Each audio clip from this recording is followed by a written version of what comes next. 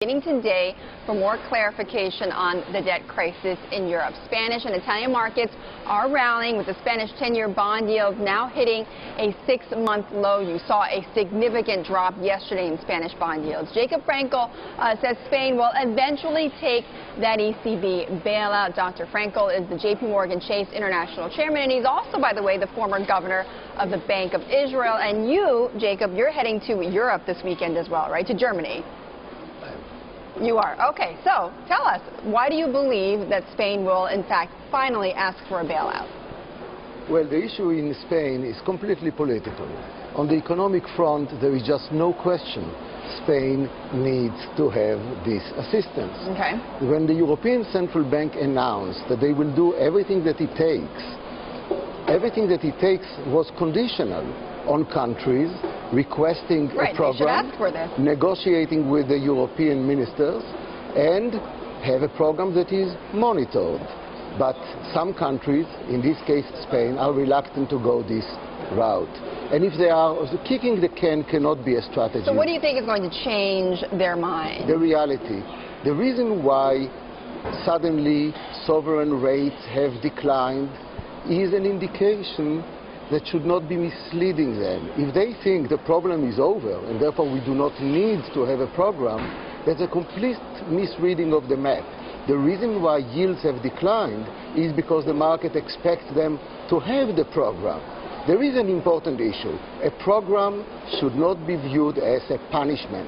Right. A program is the cure. And if the politicians go to their population and say, we are being punished, we should not do that, of course it will not be popular. Well, someone who has a more pessimistic view, though, of the outcome in Europe is Joseph Stiglitz, who did an interview with one of our affiliates over in Asia. Just wanted to hear what he said about Europe. Greece and Spain, Portugal, Ireland, I think that's certainly a possible scenario.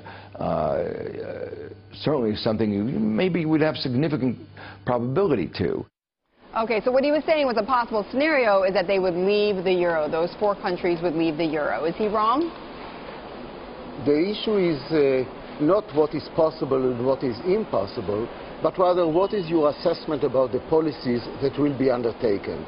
If Spain and Italy do the right policies, they will stay in the euro and will actually benefit from it. If they make the terrible historical mistake and not adopting the policies, they will come to regret it. Greece is a different story, because in Greece the hole is so deep that it's a separate issue, and I would never in the same sentence say Greece, Spain, Italy. They are really different entities. But let's face it, the issue is not just financing. The issue is adjustment. If you don't do the adjustment, the financing will be putting good money after bad, and it's not going to be the right thing. Someone who knows a lot about central bank policy is Jacob Frenkel. He's the JP Morgan Chase International Chairman and also the former governor of the Bank of Israel. And, you know, you were there in Tokyo during the IMF meetings when Ben Bernanke went there to speak, and he was basically defending quantitative easing. Do you agree with his policy and what he said, actually, that weekend, which was, look, I don't believe, you know, it was necessary that we had to do this, and I don't believe it's sparking a currency war, effectively is what he was saying. Well, there are several issues. Is this the right thing to do today? How can we improve on it? And what are the dangers in it? Of course, when all policy instruments are paralyzed, monetary policy remains and becomes the only game in town. And it has been doing a good job by preventing a flip into a worse situation. However, let's not get into the habit of realizing that somehow, well, we don't need to do anything else. We have a beautiful Fed that can solve us. We don't need to do in Europe stuff. We have a beautiful ECB that can solve it to us. Overburdening monetary policy is a danger. Well, it does not mean that monetary policy does the wrong things, but it means it should not take governments off the hook. Would you put some of that blame, though, on the central bankers themselves? No, because what the central bankers are doing given what you have. You have an orchestra where some of the main musical instruments are playing off tune. But if you have an instrument that can play the tune, you will do it, and you will do the best of what you do. Of course, you will not get a good harmony out of it, but that's life.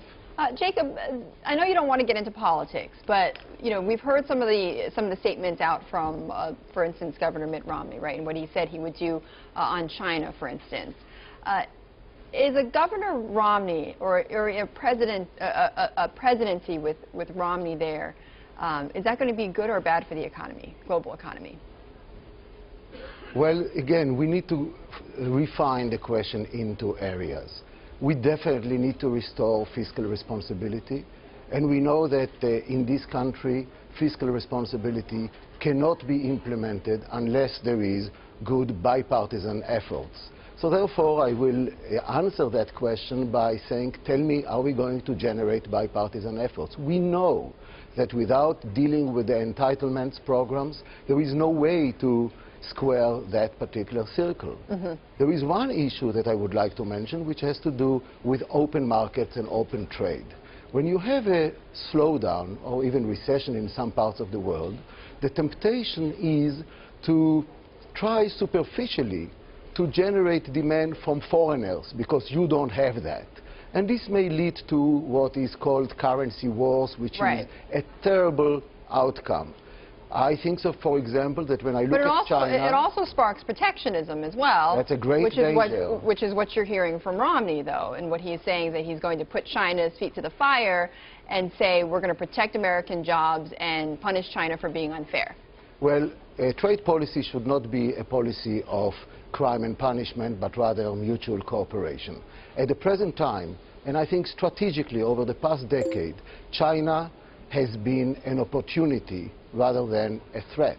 Today, about 20% of U.S. exports goes to China. It was just 5% a decade or two ago. In other words, China is an opportunity. Of course, at a tactical level, you want to make sure that there is level playing field, and like in any negotiations, you want to get best out of the situation. But let's not lose the compass. Strategically, open markets is the name of the game. Now, Romney is also... Because of jobs, by the way. Right, because of jobs. Well, a lot of this boils down to, to protecting jobs and growing jobs. Now, Jacob, Romney has also said that he would not reappoint Ben Bernanke to another term in January. Would that be a mistake, in your view?